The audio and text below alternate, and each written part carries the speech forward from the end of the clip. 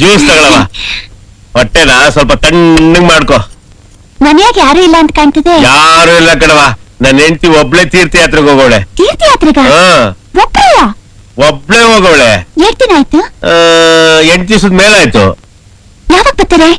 ಮೊನ್ನೆನೆ ಬರ್ತೀನಿ ಅಂತ ಹೇಳಿದ್ಲು. ಇಲ್ಲಿವರೆಗೂ ಅವಳು ಪತ್ತೆನೇ ಇಲ್ಲ. ಹೋಗುವಾಗ ಜಗಳ ಆಡ್ಕೊಂಡು ಹೋದ್ರ? ನಗ್ನಗ್ತಾ ಹೋದ್ರ?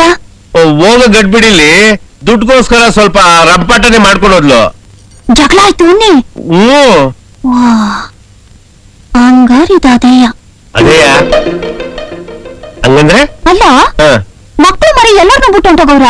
ಅಯ್ಯೋ, ನನಗ್ ಮಕ್ಳು ಮರಿ ಯಾರು ಇಲ್ಲ ಕಣವ. ಯಾಕೆ? ಇನ್ನೇನು 3 ದಿವಸಕ್ಕೂ ತೀರ್ಥಯಾತ್ರೆ ಅಂತ ಅಲಿತಾ ಇದ್ರೆ ಮಕ್ಳಿಂದೆಲ್ಲ ಆಗ್ತಾವ ಹೇಳು. ಹಂಗಾರೆ ಅನುಮಾನವೇ ಇಲ್ಲ. ಏನ್ ಅನುಮಾನ ಇಲ್ವಾ? ಇದು ನಮ್ಮ ನಿಂಗರಾಜಿ ಕಥೆನೆಯ. ನಿಂಗರಾಜಿ ಕತೆ? ಇಷ್ಟೆಲ್ಲ ಆಗಿದ್ರು ನಿಮ್ಗೇನು ಗೊತ್ತಾಗಿಲ್ವಾ? ಇಲ್ಲ. ಅಯ್ಯೋ ಪಾಪ, ನಿಮ್ಮ ನೋಡ್ತಾ ಇದ್ರೆ ನಮ್ ನಿಂಗರಾಜಿ ಗಂಡನೇ ಗೆಪ್ತಿ ಬರ್ತಾನೆ. ಅಯ್ಯೋ, ಮೆಗಾ ಸೀರಿಯಲ್ ತರ ಹೇಳಿಬೇಡ ಕಣವ. ಅದೇನು ಅಂತ ಬೇಗ ಬಿಡಿಸೇಳ್ಬಿಡು. ಯಾಕೋ ಏನೋ ನನ್ನ ಎದೆ ಡಬಡ ಅಂತ ಹೊಡ್ಕೊತಾ ಐತೆ. ಅದು ನಮ್ ನಿಂಗರಾಜಿ ಇಲ್ಲವ್ರ ನಿಂಗರಾಜಿ, ಅವಳು ನಿಮ್ ಹೆಂಡತಿ ತರನೆಯ.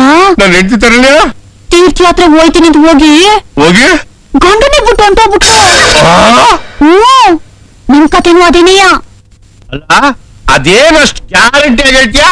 ಈಗ ಹೋಗೋವಾಗ ಜಗಳ ಆಡ್ಕೊಂಡು ಹೋಗವ್ರೆ. ಹೌದು. 8 ದಿನಕ್ಕೆ ಬರ್ತೀನಿ ಅಂತ ಹೇಳೋಗಿ 8 ದಿನ ಮಾಡವ್ರೆ. ಹೌದು.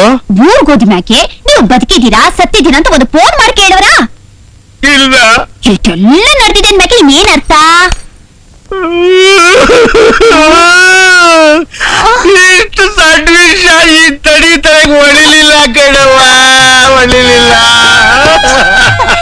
ಯಜಮಾನ್ರೆ, ನೀವ್ ಹಿಂಗ್ ಅಳ್ಬೇಡಿ. ಯಾಕವ? ನಂಗ್ ಭಯ ಆಯ್ತದೆ. ಈ ಸಂಕಟ ಬೇರೆ ಯಾತವನಾರು ಹೇಳ್ಕೋಬೇಕು ಅಂತ ಅನಿಸ್ತದೆ. ಅಯ್ಯೋ ತಾಯಿ, ನೀನ್ ದಮ್ಮಯ್ಯ ತಿರ್ಕಣವ. ಈ ವಿಷಯದ ಹೊರಗಡೆ ಎಲ್ಲೂ ಸೊಲ್ಲೆತ್ಬೇಡ ನೋಡು. ನನ್ ಮರ್ಯಾದೆ ಹೋದ್ರೆ ನಿನ್ ಮರ್ಯಾದೆ ಹೋದಂಗೆ. ಈ ವಿಷಯದ ಹೊರಗಡೆ ಎಲ್ಲೂ ಹೇಳಕ್ಕಿಲ್ಲ ಅಂತ ನನ್ಗೆ ಮಾತ್ ಕೊಡವ, ಮಾತ್ ಕೊಡು. ಹಂಗಂತೀರಾ?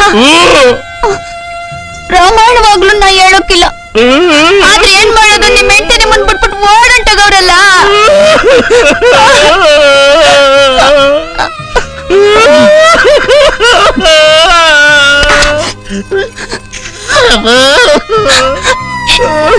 ನೀವೊಬ್ರೇ ಹೊತ್ತು ಸಮಾಧಾನ ಮಾಡ್ಕೊಳ್ಳಿ, ನಾನು ಆಮೇಲೆ ಬರ್ತೀನಿ.